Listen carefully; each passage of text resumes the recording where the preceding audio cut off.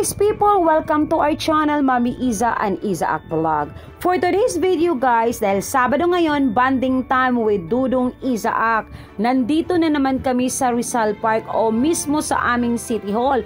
Tingnan nyo ang haba ng pila-pipila kami dito guys dahil kakabukas lang ng perya. Isa sa mga highlight ng Pasko Fiesta sa Davao ay ang perya. O ayan, ang daming mga kiddos at nagkita-kita din kami ni Aray Mina. Charot lang, di ako na may nagpipiling Ivana Alawet. Charot! Dahil Sabado nga, kaya maraming tao. Parang nagsiselebrate kami dito guys ng Family Day. Kahit gaano kahaba ang pila, tiis-tiis lang kasi nag-i-enjoy naman kami sa aming paligid. Nakikita nyo, di ba? Nagniningningan ng mga Christmas light. Tapos mga magagandang boses na kumakanta ng Christmas song. Pero hindi ko pwedeng ipaparinig dahil mas CPR tayo. Ay nako, imimute ko pa rin. Charot lang. Mga almost 2 hours din kami bago nakapasok, no? Kasi nga sa sobrang dami ng tao. So, simula silang nagbukas noong December 1 hanggang ngayong 27. 5 o'clock ng hapon, tapos hanggang alas 9 ng gabi.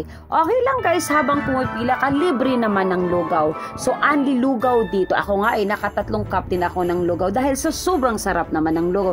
Lalo na pag libre, di ba?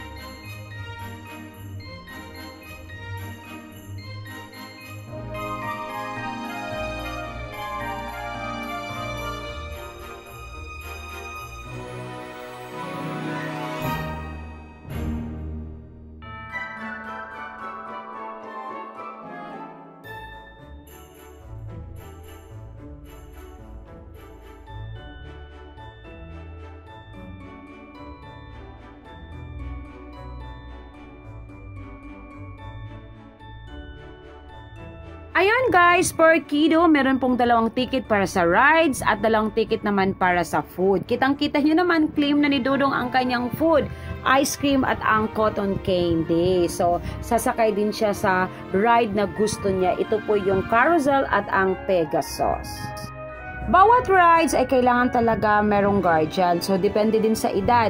Yung Ferris wheel at ang Pegasus 10 years old below, kailangan nandun si mommy or si daddy. Tapos dun naman sa carousel, kailangan din si mommy pag 6 years old below naman yung kiddo. So ayan, pati ako napasama ako dun sa Pegasus. Nako, ako pa naman ay matatakutin sa heights. Pero wala tayong magawa, support natin yung gusto ng ating anak. Kung makita natin siyang masaya, masaya na rin tayo guys. Kitang-kita naman guys na ang mga Davaoenos ay nagkakaisa na i-celebrate ang Kapaskuhan sa buong buwan ng December. Sana hindi lang Davaoenos ang magkakaisa, kundi ang buong Pilipinas. Walang pula o berde, o diba? Basta magkakaisa ngayong Pasko. Magbibigayan, magpapatawaran, para sa ikakabuti ng ating bansang Pilipinas. O siya, dyan muna kayo dahil sasamahan ko muna yung anak ko na sumakay itong Pegasus.